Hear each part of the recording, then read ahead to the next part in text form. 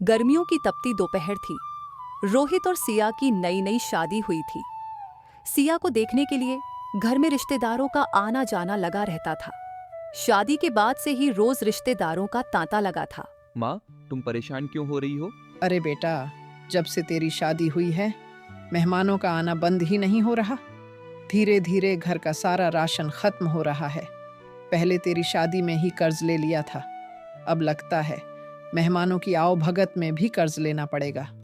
माँ, मैं बाजार से कुछ आम ले आता हूँ। आम बहुत सस्ते बिक रहे हैं। अरे, मैं रिश्तेदारों के खाने पीने की बात कर रही हूँ और तुझे आम की पड़ी है। घर में कोई मेहमान आ जाए तो क्या उसे आम खिलाकर भेजेगा? नहीं माँ, तुम्हारी बहू बहुत स्वादिष्ट मैंगो जूस बनाती है। इसके हाथ का बना मैंगो जूस पियोगी तो बार बार मांगती रह जाऊंगी और सारे मेहमान रसगुल्ले और गुलाब जामुन भूल जाएंगे। अच्छा, लेकिन अभी तो बहू के हाथों की मेहंदी भी नहीं उतरी। अभी से उससे खाना कैसे बनवा सकते हैं? उधर अपने कमरे में बैठी सिया पति और सास की बातें सुन रही थी। वह उनके पास आई और बोली, कोई बात नहीं माँ जी, आप बिल्कुल भी परेशान मत होइए। मैं मेहमानों के लिए मैंगो जूस बना दूंगी। रोहित, आप बाजार से ताज़े आम ले आइए। रोहित आम लेकर आया और सिया ने मैंगो जूस बनाना शुरू कर दिया। मैंगो जूस में ऐसा जादू था कि उसकी खुशबू पूरे घर में फैल गई, यहाँ तक कि पड़ोस तक पहुँच गई। पड़ोस की राधा चाची भी वहाँ आ गई। अरे राधा बहन, आओ आओ, सिया बहू मैंगो जूस बना रही है। अरे सुमित्रा, तुम्हारे घर से इतनी अच्छी खुशबू आ रही है कि मुझसे रहा नहीं गया और मैं खिंची चली आई। तभी घूंघट में लिपटी सिया एक गिलास में मैंगो जूस लेकर बाहर आई और राधा चाची को पीने के लिए दिया। बहू, ऐसा मैंगो जूस तो मैंने पहली बार पिया है। गर्मी के मौसम में मैंगो जूस पीने का मजा ही अलग है। ऐसा लग रहा है जैसे मैं किसी बड़े और महंगे रेस्टोरेंट में बैठकर मैंगो जूस पी रही हूँ। इस मैंगो जूस के लिए तो शगुन बनता है। ये लो 151 रुपए। शगुन के पैसे लेते हुए सिया बहुत खुश हुई। धीरे धीरे घर में जो भी रिश्तेदार आते वे सभी सिया के हाथ के बने मैंगो जूस की बहुत तारीफ करते और शगुन देकर जाते। माँ जी, मेहमानों ने मैंगो जूस के बदले जो शगुन दिया है वह पूरे 5,000 रुपए हो गए हैं। इन पैसों को आप रख लीजिए, कर्ज चुकाने के काम आएंगे। नहीं बहू, इन पैसों पर तेरा हक है। आखिर मैंगो जूस तो तूने ही बनाया था ना। माँ जी, अब मैं भी तो इसी घर का हिस्सा हूँ, तो मेरी हर चीज पर आपका उतना ही अधिकार है जितना मेरा। इसीलिए आप इन पैसों को रख लीजिए। सिया की बातें सुनकर सुमित्रा की आंखों में आंसू छलक आए। उसने सिया के दिए पैसे रख लिए। धीरे धीरे दिन बीत रहे थे। एक दिन रोहित ने कहा, माँ, मेरी और सिया की शादी को पूरा 1 हफ्ता हो गया है। अब मुझे अपना काम फिर से शुरू कर देना चाहिए। हाँ बेटा, तू सही कह रहा है, लेकिन अब तो गर्मी शुरू हो गई है और इस मौसम में कौन गर्म चाय लेगा? दरअसल रोहित अपने ठेले पर घूम घूम कर गर्म चाय बेचता था, लेकिन अब शादी के बाद उसकी जिम्मेदारियां बढ़ गई थी। माँ, तो अब मुझे क्या करना चाहिए? अब तो मेरी शादी हो चुकी है और मेरी जिम्मेदारियां बढ़ गई हैं। ऐसा करता हूँ, मैं कल से मजदूरी के काम की तलाश करता हूँ। दूसरे दिन सुबह रोहित काम की तलाश में घर से बाहर निकला। उस दिन धूप बहुत तेज थी।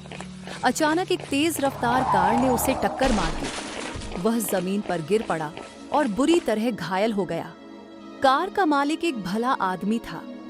उसने अपनी गाड़ी रोकी और रोहित को अस्पताल ले गया। डॉक्टर ने उसका इलाज किया और उसके पैर में प्लास्टर चढ़ा दिया।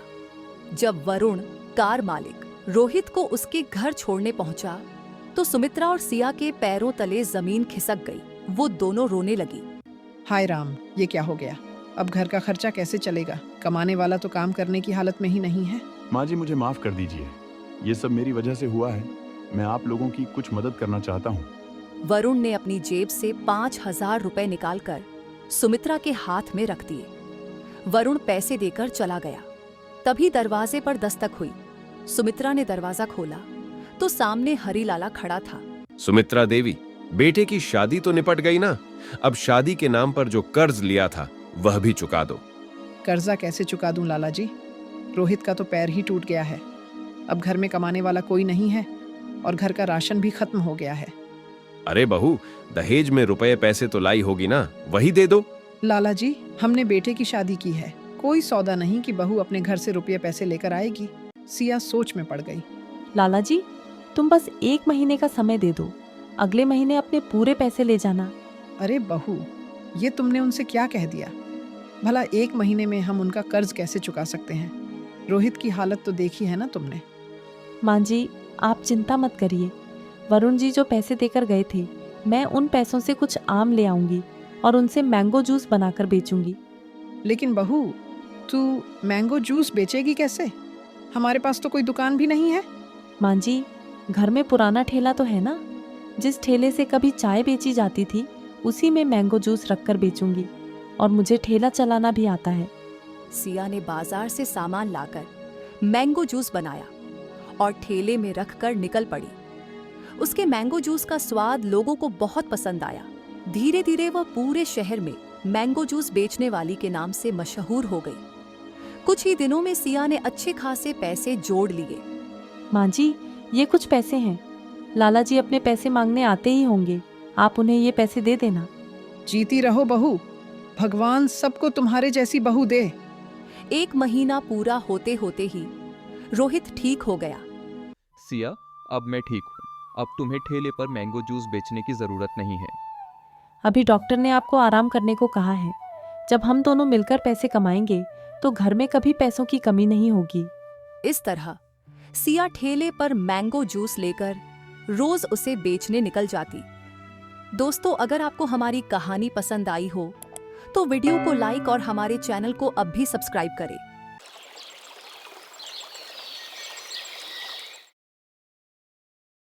गांव के कोने में बसा एक छोटा सा कच्चा घर, जो बारिश और ठंड के थपेड़ों को झेलते झेलते अब अपनी मजबूती खो चुका था।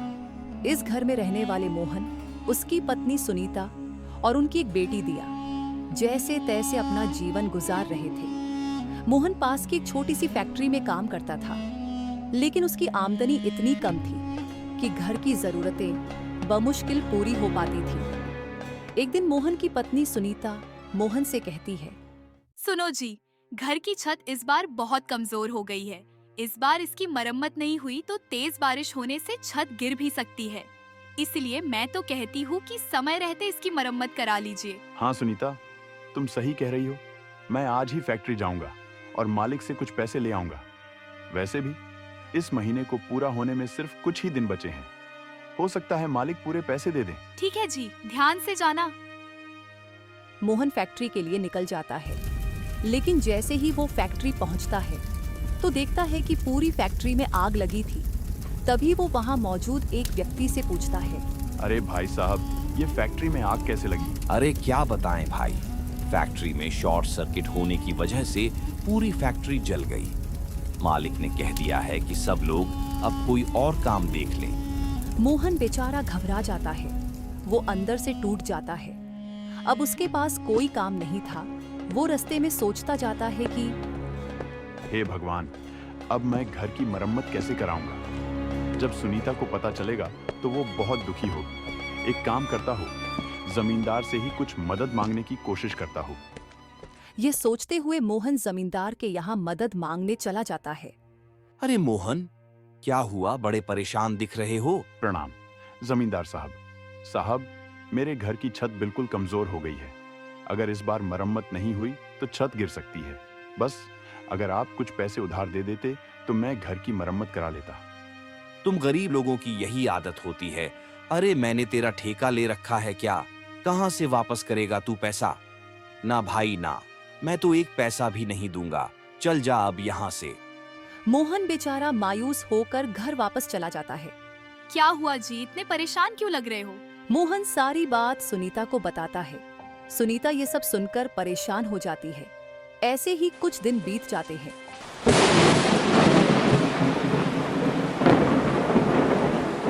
एक दिन अचानक तेज बारिश शुरू हो जाती है, जो लगातार 3 दिनों तक अपना कहर बरसती है। सारे गांव वाले ठंड और बारिश की मार झेल रहे थे। ठंड का मौसम इस बार काफी भयानक था और लगातार 3 दिनों से हो रही बारिश ने उनके जीवन को और मुश्किल बना दिया था।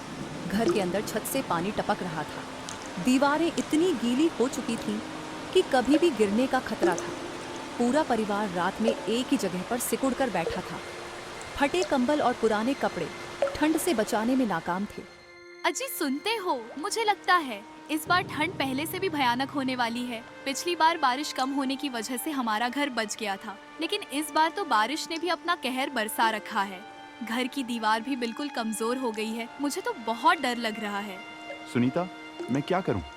खेत में मजदूरी भी बंद है, बारिश ने सब कुछ डुबा दिया है, पैसे भी खत्म हो गए हैं। अचानक घर की एक दीवार धड़ाम से नीचे गिर जाती है।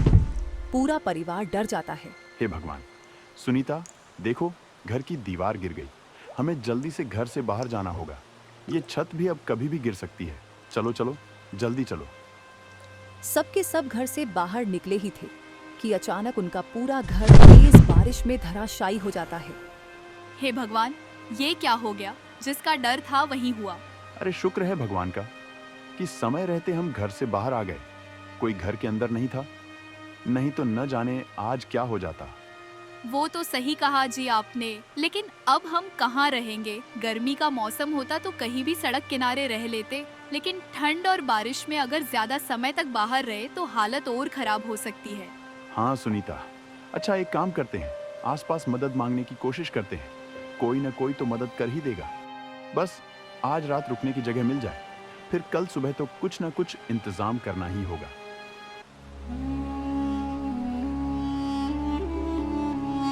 बेचारे इधर उधर पड़ोसी से मदद मांगते हैं, लेकिन कोई उनकी मदद नहीं करता। बेचारे तीनों थक हार कर एक पेड़ के नीचे बैठ जाते हैं और सोचने लगते हैं कि अब आगे क्या करेंगे। अब क्या होगा जी? कैसे खुदगर्ज लोग हैं ये गांव वाले, किसी ने भी हमारी मदद नहीं की। अब हम कहाँ जाएंगे और क्या करेंगे? तुम चिंता क्यों करती हो? पास के ही गांव में मेरा दोस्त राजेश रहता है। आज रात उसके घर रुक जाते हैं, वो बिल्कुल भी मना नहीं करेगा।